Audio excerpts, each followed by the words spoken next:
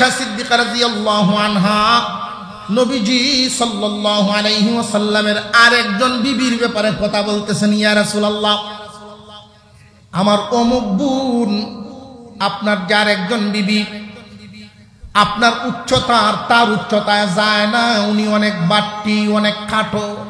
আলা ইবাদিহিল্লাযীনা ইসতাফা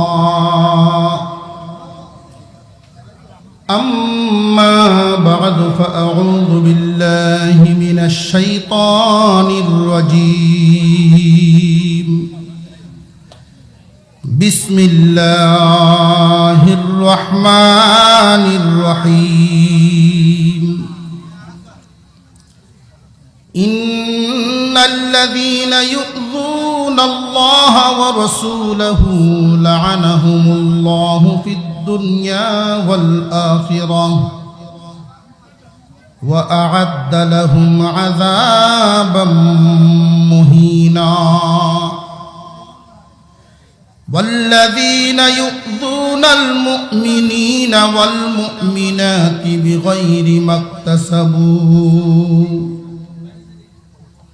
بغير ما اكتسبوا فقد احتملوا بهتانا وإثما مبينا.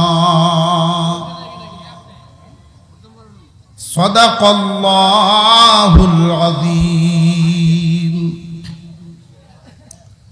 وقال رسول الله صلى الله عليه وسلم: إن كانت له مظلمة لأخيه من عرضه أو شيء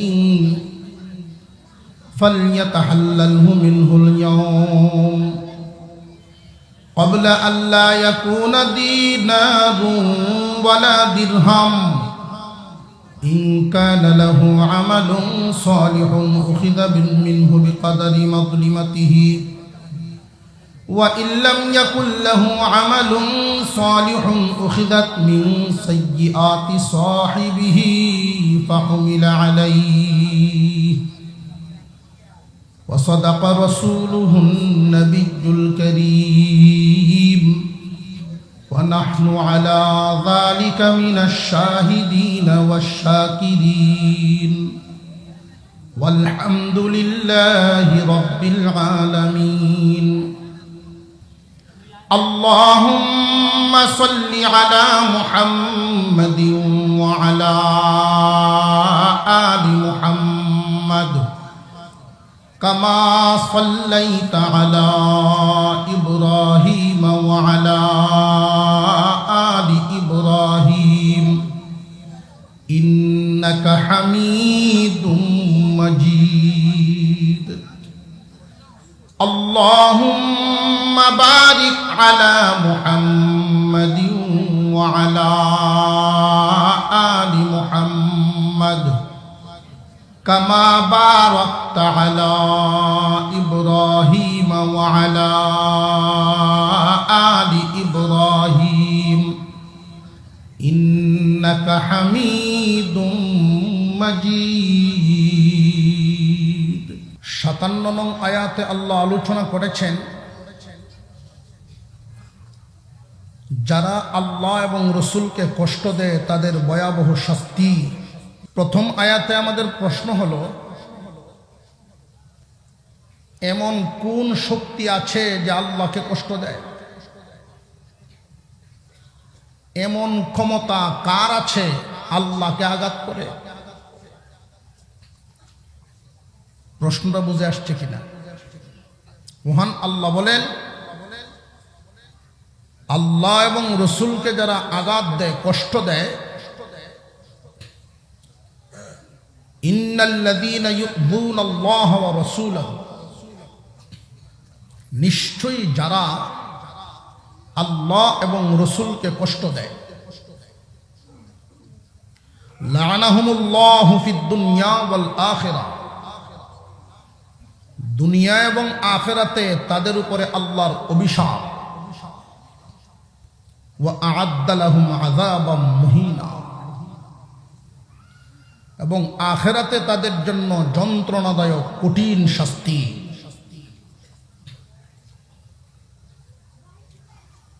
আল্লাহকে কষ্ট দেয় এমন ক্ষমতা দুনিয়াতে কার? এই প্রশ্নটা হইল আমাদের। মুসলমান ইমানদার ভাইরা আমার, হাদিসে কুদসির মধ্যে উল্লেখ করা হয়, এই জমিনে একজন মানুষ যখন শিরিক করে তখন আল্লাহ আঘাত পান, আল্লাহ কষ্ট পান।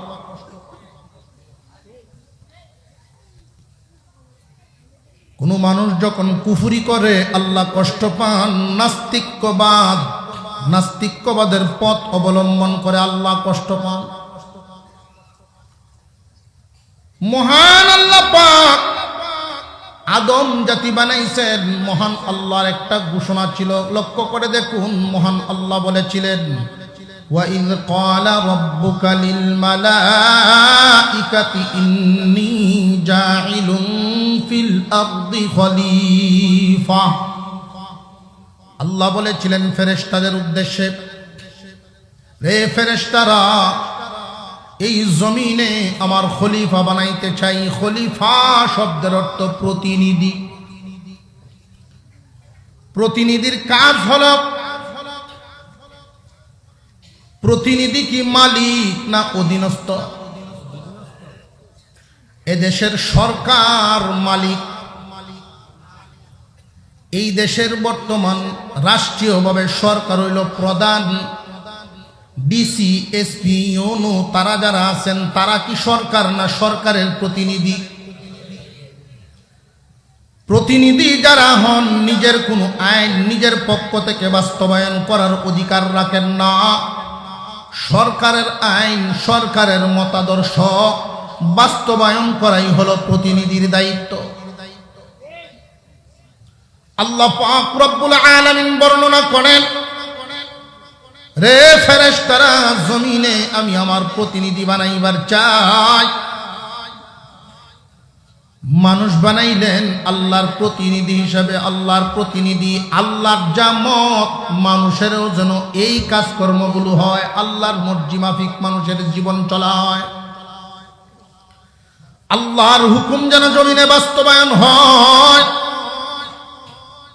এই মানুষের মধ্যে যারা শিরিক করে তখন আল্লাহ কষ্ট পান। প্রতিনিধিত্ববাদ দিয়া বিদ্রোহ করে তখন আল্লাহ কষ্ট পান।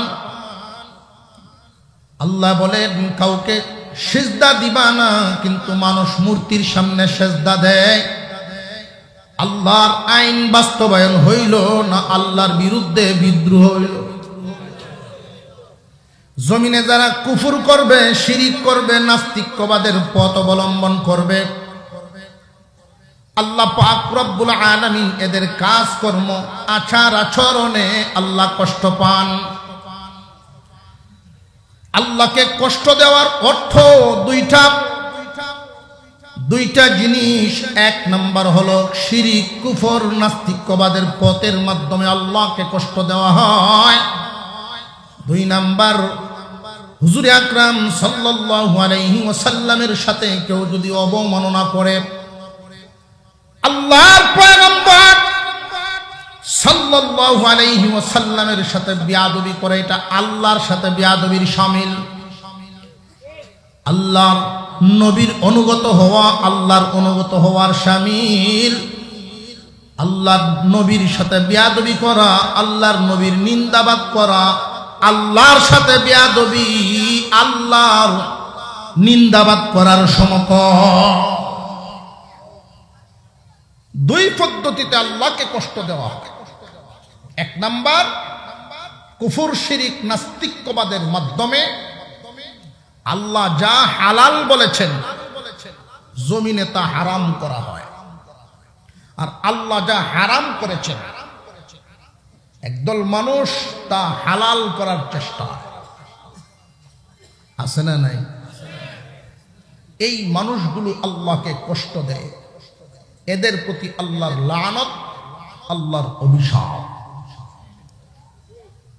এক আয়াতের মধ্যে আল্লাহ পাক রব্বুল আলামিন একখান কথা বলেছেন। এই আয়াত খান আলোচনা করলে বিষয়টা আরো বুঝে আসবে।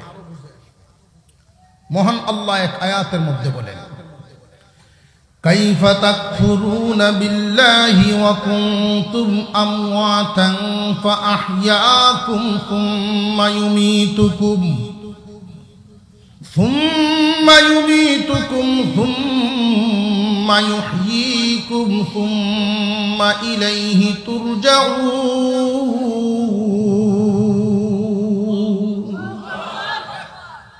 আল্লাহ পাক রব্বুল আলামিন বলেন, কেমনে তোমরা আল্লাহর নাফরমানি করো, কেমনে কুফরি করো, কেমনে শিরিক করো, কেমনে নাস্তিকবাদ অবলম্বন করো, নাস্তিকদের পথ অবলম্বন করো। কেমনে রে বান্দা, তোমার নাম নিশানা আজ থেকে 100 বছর আগে এই দুনিয়ায় ছিল না। আমরা এখানে যারা আছি এমন কি কেউ আসেননি যে 100 বছর আগে আমাদের নাম নিশানা ছিল? আরো জোরে এখন দুনিয়ার জমিনে আমরা আসবো, এই খবর যখন শুধু প্রচার হয়, মা শুধু জানাইছেন নতুন মানুষের আগমন হবে, সুসংবাদ। এই সংবাদ শোনার পরে মা খুশি, বাবা খুশি, আত্মীয় স্বজন সবাই খুশি, ঠিক না বেটি? মার জন্য আঙ্গুর আপেল বাবায় নিয়ে আসে, আদর করে। দাদার নানা দুজনের মধ্যে মনোমালিন্যতা ছিল, ওইটাও মিটে গেছে। বাজারে সাক্ষাৎ, একজনকে আর একজন ডাক দিয়া কয়, আর ঘুষাঘুষির সময় নাই, নতুন মেহমান আইতেছে। হয় না, সবাই খুশি, কিন্তু তুমি বান্দা মার গর্বে কেমনে থাকবা, কি খাইবা, এই চিন্তা কেউ করে নাই। এই ব্যবস্থা করেছি আমি আল্লাহ।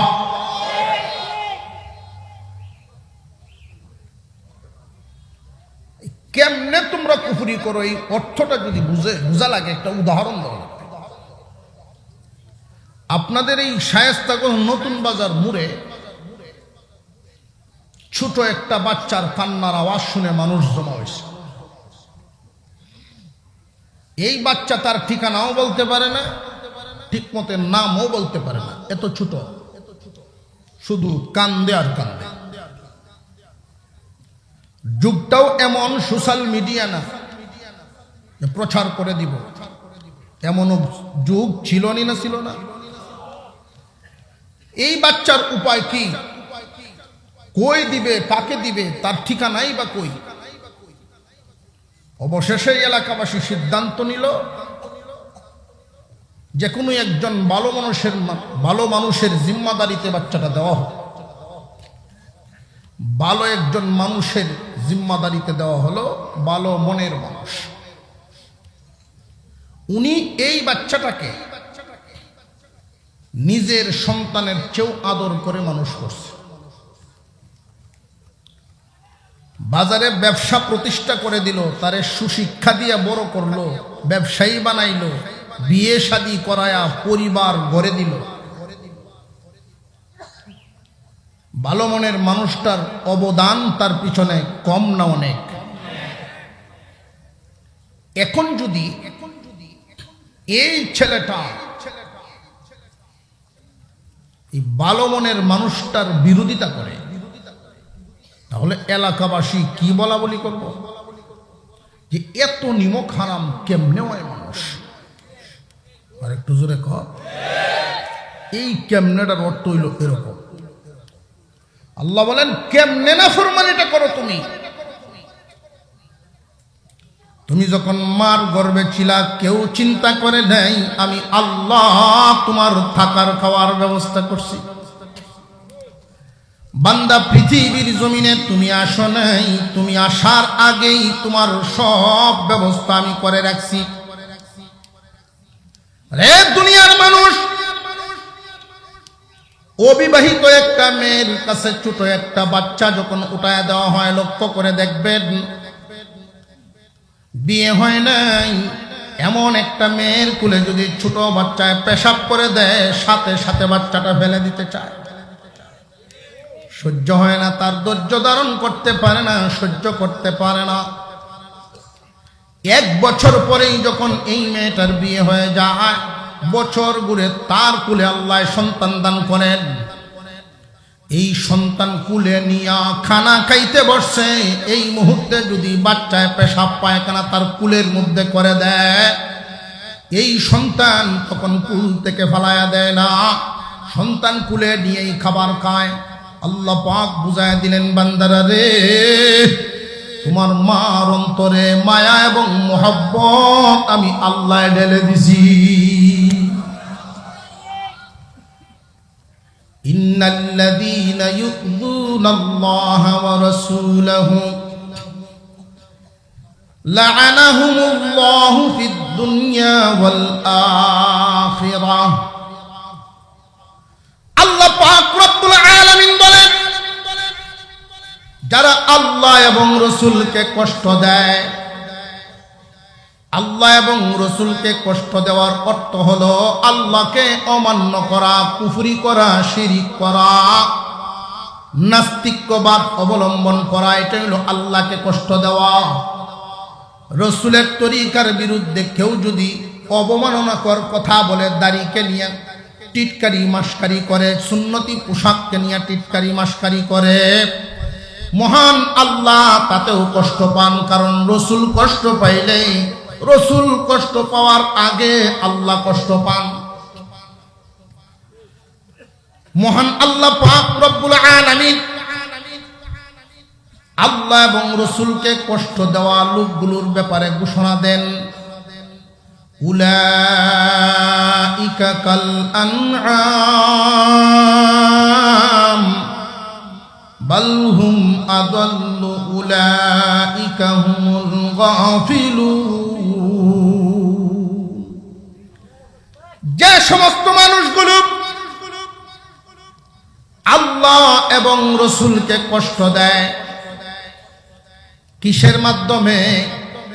কুফরি করার মাধ্যমে, শিরিক করার মাধ্যমে, নাস্তিক্যবাদের মাধ্যমে, হুজুর সাল্লাল্লাহু আলাইহি ওয়াসাল্লামের সুন্নতের বিরোধিতা করার মাধ্যমে, আল্লাহর রসুলের আদর্শের বিরোধিতা করার মাধ্যমে আল্লাহ এবং রসুলকে যারা কষ্ট দেয়, আল্লাহ রাব্বুল আলামিন এদের ব্যাপারে কুরআনুল কারীমে ঘোষণা দেন, ও দুনিয়ার মানুষ, যদিও দেখা যায় ওরা তোমাদের সমাজেই বসবাস করে, ওরা তোমাদের সাথে উঠা বসা করে, তোমাদের সাথে জীবন যাপন করে, দুনিয়ার জমিনে ভালো সম্মান নিয়ে, মর্যাদা নিয়ে বসবাস করে, তোমরা জানিয়ে রাখবা, আমি আল্লাহর ঘোষণা, যদিও তোমাদের নজরে ওরা দেখতে মানুষের মতো দেখা যায়, আমি আল্লাহ ঘোষণা দিলাম, উলাইকা কাল আনআম, ওরা চতুষ্পদ জানোয়ারের মতো, বরং এর চেয়ে আরো নিকৃষ্ট। হোক না শিক্ষিত, যদি নাস্তিক হয়, হোক না শিক্ষিত যদি মুশরিক হয়, হোক না শিক্ষিত যদি বিধর্মী হয়, খ্রিস্টান ইহুদিরা আল্লাহর সন্তান সাব্যস্ত করার মাধ্যমে আল্লাহকে কষ্ট দেয় শিরিক করিয়া, এই সমস্ত ব্যক্তিদের ব্যাপারে আল্লাহর ঘোষণা চতুষ্পদ জানোয়ারের মতো। অনেকেই মনে করতে পারে এরা অত শিক্ষিত। জেনে রাখবেন, এই জমিনে কেউ জানতে জানতে জাননেওয়ালা হয়, আর কেউ জানতে জানতে জানোয়ার হয়। জানতে জানতে জাননেওয়ালা কারা, আর জানতে জানতে জানোয়ার কারা?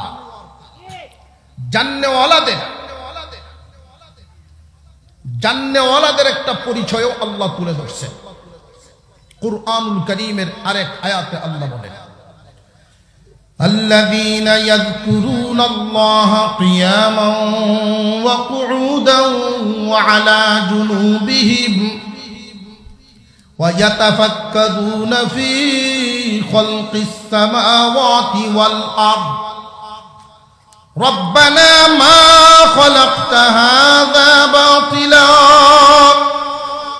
سبحانك فقنا عذاب النار।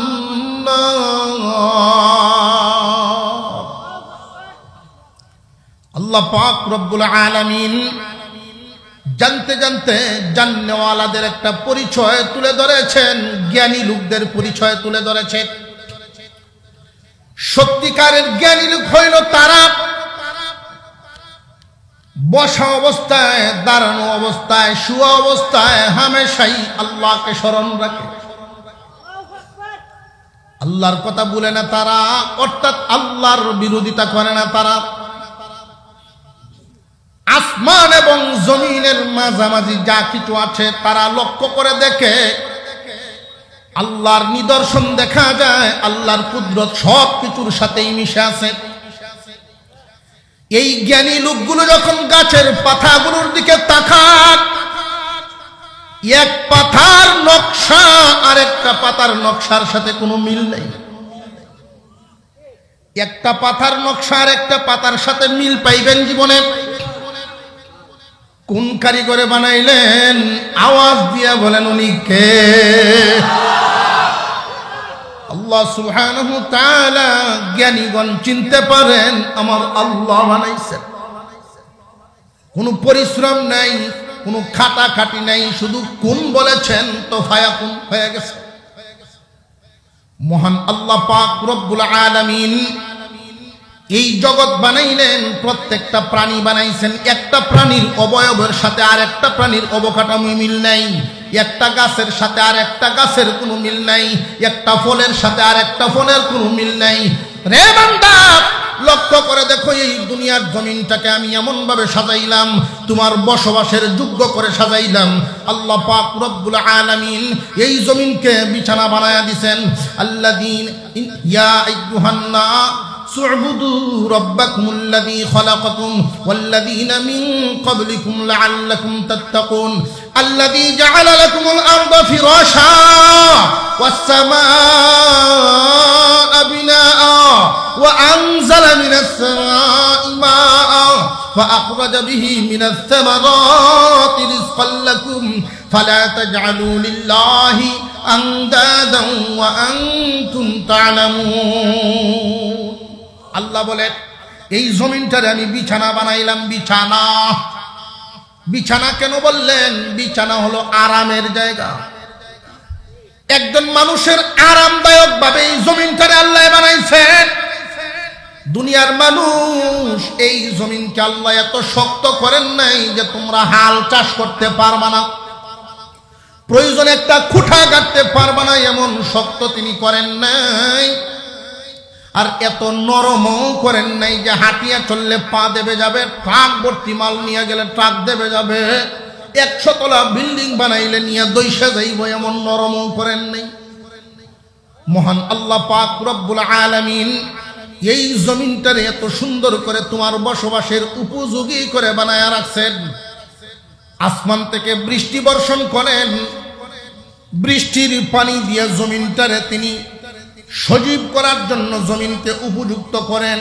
এই জমিন থেকে তোমার জন্য শাক সবজি গাছ এগুলো বের করে আল্লাহ পাক রব্বুল আলামিন এত নিয়ামত দিলেন, এরপরেও তুমি আল্লাহ বলে যাও। আল্লাহ বলেন ওরা চতুষ্পদ জানোয়ারের চেয়েও নিকৃষ্ট। চতুষ্পদ জানোয়ারের চেয়ে নিকৃষ্ট যে বললেন, আমরা চতুষ্পদ জানোয়ার, 4 পায়া যত জানোয়ার চিনি, এর মধ্যে সমাজে নিকৃষ্ট প্রাণী হিসেবে পরিচিত কোনটা? কুকুর। এই কুকুর নিকৃষ্ট প্রাণী ভাই, অথচ কুকুরের একটা সিফত আছে, বেশ কয়েকটা গুণ কিতাবের মধ্যে উল্লেখ করা হয়। একটা গুণ যদি মানুষের মধ্যে আসে তখন এই মানুষটা আল্লাহর ওলি হয়ে যেতে পারবে। হইতাম নি? এর মধ্যে একটা গুণ হইল মালিককে খুব শ্রদ্ধা করা, মালিককে মানা, প্রভুভক্ত।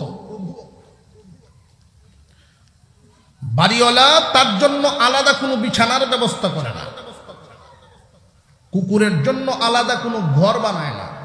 অথচ এই মালিক যদি বল মাছ বাজার থেকে কিনে লই আইয়ে আর কুকুরে দেখে সে খুব খুশি হয়। যখন রান্না বান্না শুরু হয় খুশির ঠেলায় আরো 2-4 বন্ধু বান্ধব দাওয়াত দেলায়, আয়োরিস খাওয়ান আছে। দেখছেন না আপনার বাড়ির সাইডে আরো 2-3 জন ঘুরতেছে, সাথী সঙ্গী আইছে, দাওয়াতি মেহমান আপনার না তার, খুশিতে দাওয়াত দিচ্ছে। যখন রাত্রে আপনি খাওয়া শুরু করলেন, সে বাহির থেকে মাঝে মাঝে আওয়াজ দেয়, বুঝায় যে আমিও আসি, আপনার ভোরের ডা আমার। তো বিবি সাহেব ভিতর থেকে ফতুয়া দেবে উঠেছে, রাত্রে বাইরে কিছু ভালানি নাই। কুত্তায় বাইরে থেকে দিশো বেটি সর্বনাশ করিলে আমার, এই যে ফালাইলো না বাহিরে, এই জন্য কুকুর কি রাগ করে বাড়ি ছেড়ে দেয়? সে খাইতে পারলো না, এই জন্য রাগে পাহারাদারি ছেড়ে দেয়। এই রাত্রে যদি কোনো চোর ঢুকে অনায়াসে তাকে সাপ দিবে। নিজের ফেটের ক্ষুধাও সহ্য করে, মনের জ্বালাও সহ্য করে। মনের জ্বালা কোনটা? ইজ্জত গেল তার, বন্ধু বান্ধব দাওয়াত দিছিন, ফেরার কাছে কে বোঝায় বোঝায় সরিতে জাগারে আজকে হইল না, ফেস লাগিয়ে গেছি। তো তারার হতো জায়গা, সে তো আর বাড়ি ছাড়ে না। 10টা বাজে ঘুম থেকে আপনি উঠলেন, বারান্দায় কুকুরটা শুয়ে আছে সারা রাত পাহারা দিয়া। এই সময় আপনি কুকুরকে যদি একটা পাড়া দেন, তার লেজেই হোক তার গায়েই হোক, উচিত হইল আপনার উপরে সে ঝাঁপায়া করা। কিন্তু সে আপনার উপরে ঝাঁপাইবে দূরের কথা, লেজটা ফেলাইয়া ঘাড় বাঁকা করে দূরে চলে যায়। আপনার দিকে সে শুধু আফসুস করে একটা আওয়াজ দিয়া যায়, মালিক আমি তোমারে চিনলাম, তুমি তোমার মালিক চিনলাম। আমি তো সারা রাত পাহারা দিছি, তুমি তো ফজর কাজা করে ঘুমায় গেছো। মালিকে তোমারে বল মাছ খাওয়াইলো, তুমি ফজর বড় নাই, আর আমি কাটার আশায় ছিলাম, কাটাও পাই নাই, এরপরেও পাহারাদারি ছাড়ি নাই। এই বাধ্য একটা প্রাণী কুকুর। এই কুকুরের এই সিফতটা যদি মানুষের মধ্যে চলে আসে, মানুষ যুগ শ্রেষ্ঠ ওলি হয়ে যাবে। তো এই কুকুরকে আমরা নিকৃষ্ট বলি কেন? যে তার মধ্যে 3টা দোষ আছে। এই 3টা দোষ তার মধ্যে থাকার কারণেই আমরা নিকৃষ্ট প্রাণী হিসেবে তাকে সাব্যস্ত করি। 1 নাম্বার দোষ হইল সে নাপাক থাকতে পছন্দ করে। কি বা নাপাক? দেখবেন সে যখন পেশাব করে, যদি ধুলাবালুর উপরে তার পেশাব শুরু হয়ে যায়, তখন তো আর সিডা ফুটায়ের গায়ে পড়তো না। এই সময় পেশাব অর্ধেক রাস্তার থামায় দিব, ফুল পেশাব করতো না। তার পেশাবের তৃপ্তি আইব তখন, সিডা ফাটা তার শৈল্য ফিরিয়ে আইব যখন। এর আগ পর্যন্ত পুরা পেশাব করতো না। একটু পেশাব করে আগে বুঝবো শৈল্য আইনি। আমরা ভুল করছেন বিষয়গুলো, আগে লক্ষ্য করবো শরীরে আসে কিনা। যদি দেহের দিকে না আসে, তার শৈল্য না ভরে, পেশাব থামায় দিবে। আবার সামনে গিয়ে আরেকটা জায়গার দাও করবো। যতক্ষণ সিরা ফাটা গাছের জ্বর, পাথর, ওয়াল, এই শক্ত জায়গার পেশাব যখন করে সিটটা শৈল্য ভরে, তার শরীর নাফাক উঠিবে। নাফাকি তার পছন্দ, নাফাক তার। আফসুসের সাথে বলা লাগে মানুষ আশরাফুল মাখলুকাত। অনেকরে যদি বলা হয় আসেন ভাই নামাজটা করি, হুজুর কাপড়ের হালত ভালো না। তুমি না আশরাফুল মাখলুকাত? কুকুর নাপাক থাকতে পছন্দ করে, তুমি কি পছন্দ করলা?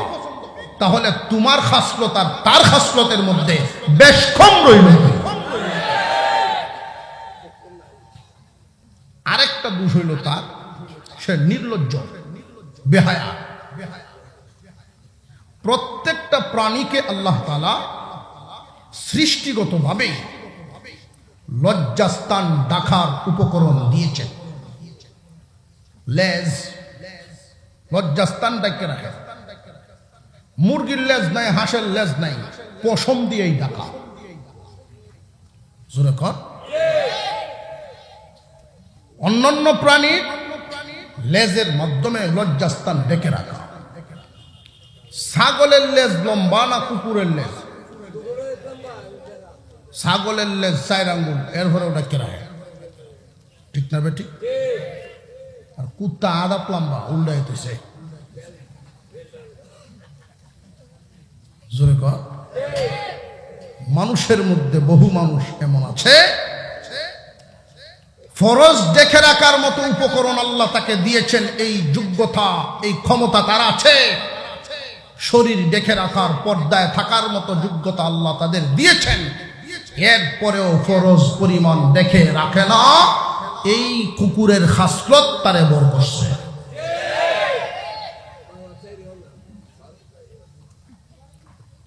পুরুষের জন্য দায়মি ফরজ, দায়মি ফরজ 2টা। সর্বদা ঈমানের হালতে থাকা, নাভির উপর থেকে হাঁটুর নিচ পর্যন্ত হামেশা ঢেকে রাখা। অনেক মানুষ প্যান্ট পরে নাভির নিচে,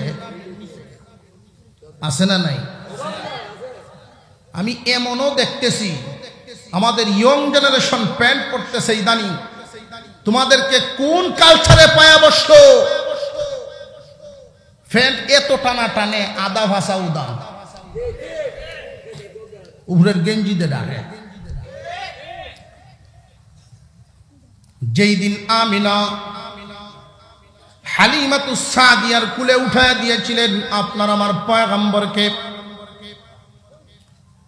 শিশু মুহাম্মদুর রাসূলুল্লাহ সাল্লাল্লাহু আলাইহি ওয়াসাল্লামকে কুলে নিয়ে হালিমাতুস সাদিয়া একটা উট, স্বামী স্ত্রী 2 জন উটের উপরে সওয়ার হইছে। প্রথমে স্বামী সামনে, স্ত্রী বসছেন পিছনে। আশ্চর্য ব্যাপার, উট সামনের দিকে কদম বাড়ায় না, আবার আসন পরিবর্তন করে হালিমাতুস সাদিয়া আপনার আমার শিশু নবীকে নিয়ে যখন সামনে বসছেন, তখন উটের গতি আগের চাইতে দ্বিগুণ বেড়ে গেছে। ঐতিহাসিকগণ বলেন, জানিয়া রাখো নবীর উম্মত, আখিরি জামানার পয়গম্বরের উম্মতরা জানিয়া রাখো, হালিমাতুস সাদিয়া কুলে নিয়ে সামনে বসার কারণে উটের গতি শুধু বেড়ে যায় নাই, এখান থেকে শিক্ষা হলো কিয়ামত পর্যন্ত যেই মানুষটাই মুহাম্মদুর রাসূলুল্লাহ সাল্লাল্লাহু আলাইহি ওয়াসাল্লামের আদর্শকে তার জীবনের সামনে রাখতে পারবে, জীবন চলার সময় তার সামনে সামনে নবীজির আদর্শ রাখবে, তার চলাচল অন্যদের চাইতে গতিবিধি বাড়িয়া যাইব, অন্যদের চাইতে ভিন্ন হবে। হুজুর সাল্লাল্লাহু আলাইহি ওয়াসাল্লামের তরিকা সব সময় অবমাননার মধ্যে থাকে। লক্ষ্য করে দেখবেন, যারা ইসলাম বিরোধী কোন সময় টুপিরে সম্মান দিবে না, দাড়িকে সম্মান দিবে না, জানিয়া রাখবেন ওরা আল্লাহ এবং রসুলকে কষ্ট দেয়, চতুষ্পদ জানোয়ারের চেয়েও ওরা নিকৃষ্ট। কুকুরের 3 নাম্বার খাসলতটা বলছিলাম, হারাম খাইতে পছন্দ করে। কি খাইতে? হারাম।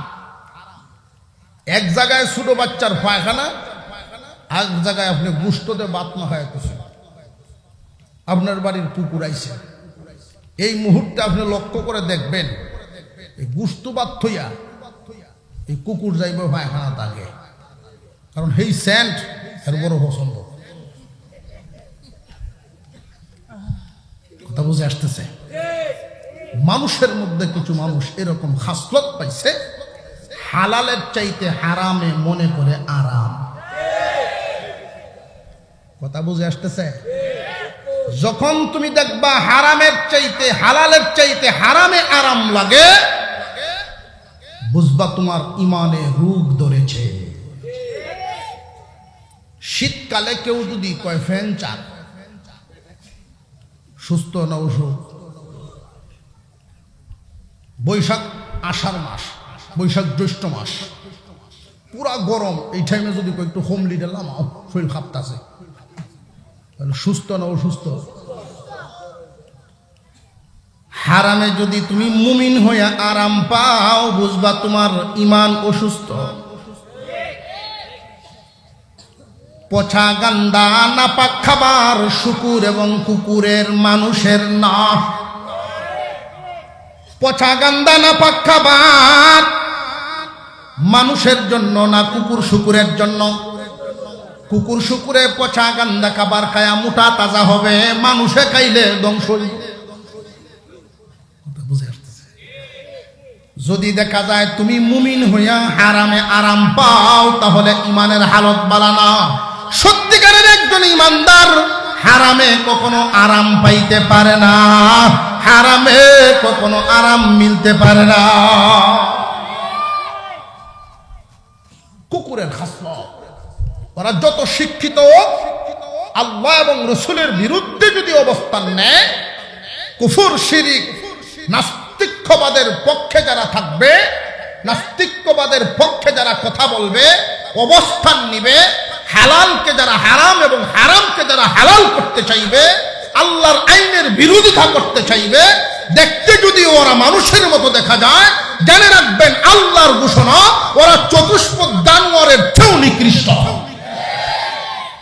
ওরা আল্লাহ এবং রসুলকে কষ্ট দেয়, এদের জন্য আল্লাহ কিয়ামতের দিন আযাবের ব্যবস্থা রাখছেন।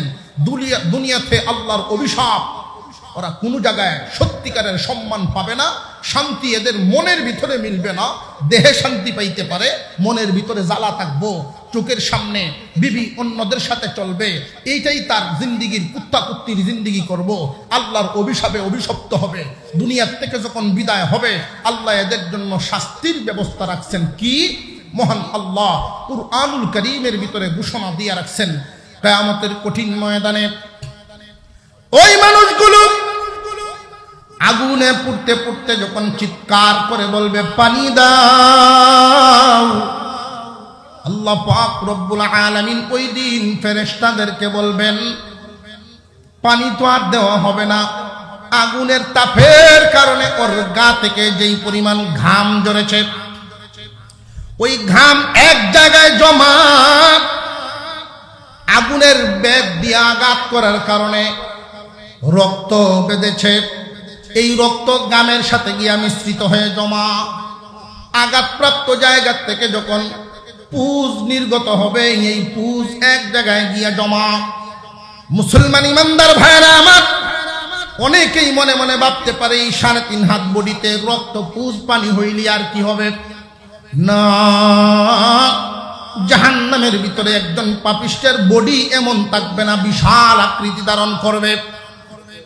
এই বডির থেকে রক্ত, পুজ আর ঘাম পানি একসাথে যখন জমা করিয়া টকবক করে গরম করবে, আর সে যখন চিৎকার করতে থাকবে, পানি দাও, পানি দাও, আমার গলা শুকায়া গেছে, তখন ফেরেশতারা ওই 3 জাতীয় বস্তু একসাথে গরম করে, রক্ত, পুজ, পানি একসাথে গরম করে তার মুখের মধ্যে ডালিয়া দিব। 2টা টুট এইভাবে মিলিয়া, একটা টুট নিচে পড়বে আর একটা টুট উপরে উঠিয়া যাবে। এই শাস্তি শুধু একবার 2বারের নয়। ওই পানিটা যখন তার ভিতরে চলিয়া যাবে, নারী ভূমি নারী বুড়ি সব গলিয়া গিয়া পায়খানার রাস্তা দিয়া নির্গত হবে। যন্ত্রণাদায়ক শাস্তি। যারা আল্লাহর বিরুদ্ধে অবস্থান নিবে, রসুলের বিরুদ্ধে অবস্থান নিবে, সাবধান জানিয়া রাখবেন, অনেক মুসলমানের সন্তান মুসলমান হইয়া, মুসলমানের সন্তান মুসলমান হইয়াও শয়তানের দুখায় পরে অনেক সময় ভুল পথে পা বাড়ায়া দেয়। সাবধান হয়ে যাও মুসলমান ভাই। আল্লাহ এবং রসুলকে যদি কষ্ট দেওয়া হয়, আল্লাহকে কষ্ট দেওয়া হয় কুফর শিরিক এবং নাস্তিকতার মাধ্যমে, রসুলকে কষ্ট দেওয়া হয় রসুলের তরিকা অবমাননার মাধ্যমে, রসুলের তরিকার বিরুদ্ধে অবস্থান নেওয়ার মাধ্যমে। কেউ যদি এই অবস্থায় তুমি পৌঁছিয়া যাও, তোমার ঈমান থাকবে না, তুমি নামে মুসলমান থাকবা, দুনিয়ার থেকে বিদায় হওয়ার সময় ঈমান হারা হইয়া মরবা, আর ওই শাস্তি তোমার জন্য অপেক্ষা করব। খুব সাবধান। আল্লাহ এবং রসুলকে যারা কষ্ট দিবে, এদের জন্য থাকবে এই শাস্তি। এটা হলো 57 নং আয়াতের এতটুকুন আলোচনা।